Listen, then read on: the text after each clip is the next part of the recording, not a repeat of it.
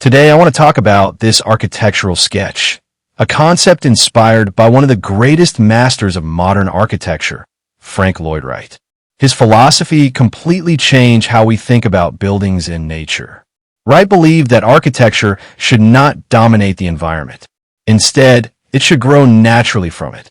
He called this idea organic architecture, where structure, materials, landscape, light, and human experience all work together as one unified design.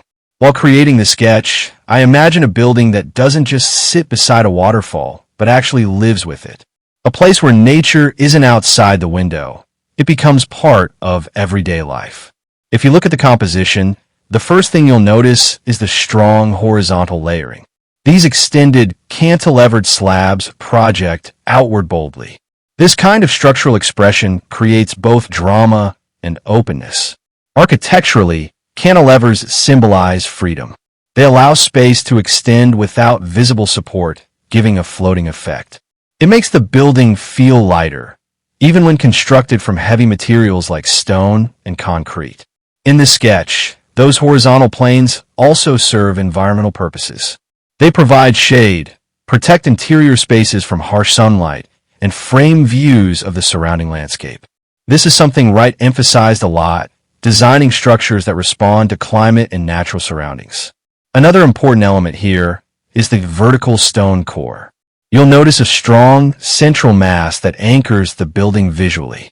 This represents stability and grounding. Stone historically connects the sound of flowing water, reflections of light, humidity in the air. All these sensory experiences influence how a space feels. Imagine sitting in the living area with the sound of a waterfall constantly present. It changes your perception of space completely. Architecture becomes more emotional, more alive. That was one of Wright's key ideas. Buildings should evoke feeling, not just function. In terms of spatial design, notice the terraces stepping outward. This layered approach creates depth visually and functionally. Terraces become transitional spaces between indoors and outdoors. They allow people to step outside without leaving the comfort of the home. They also improve ventilation, natural lighting, and visual connection with nature. Transparency is another subtle aspect here. Even though this is a sketch, you can sense areas that would likely have large glazed openings. Glass helps dissolve boundaries between interior and exterior. When architecture allows nature inside visually, spaces feel larger and more peaceful. Lighting is equally important. Horizontal projections create dramatic shadow lines throughout the day. Morning light, afternoon brightness, evening reflections. The building continuously changes character. This dynamic quality makes architecture feel alive.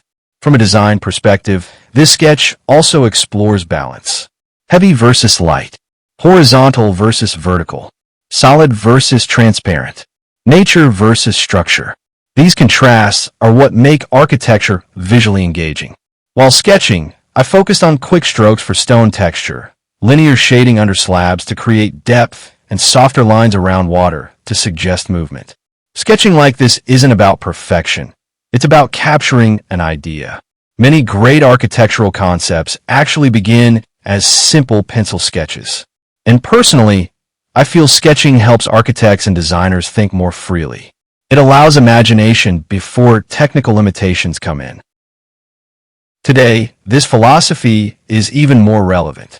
Modern urban life often disconnects us from nature, but designs that integrate landscape, water, greenery, and natural light improve mental well-being significantly. Architecture then becomes not just shelter, but an experience. This sketch is not a construction drawing. It's an exploration, a tribute to a design philosophy that respects both human creativity and natural beauty. And maybe that's the real message here. Architecture is not about building bigger or more complex structures. It's about creating harmony between people, environment, and design. So I'll leave you with a simple thought. If you had the chance, would you prefer a house surrounded by nature, or a house that actually becomes part of nature? Because sometimes the best architecture doesn't stand apart from the world. It quietly belongs to it. Another beautiful aspect of this architectural idea is how movement happens through the space. When a building connects closely with nature, circulation feels more organic, less rigid, more flowing. In a concept like this, every step could offer a new perspective. Sometimes the waterfall framed by terraces, sometimes reflected light on stone surfaces. This constant visual change makes architecture feel alive. Frank Lloyd Wright strongly believed buildings should create emotional experiences, not just functional shelter. That philosophy still inspires architects today.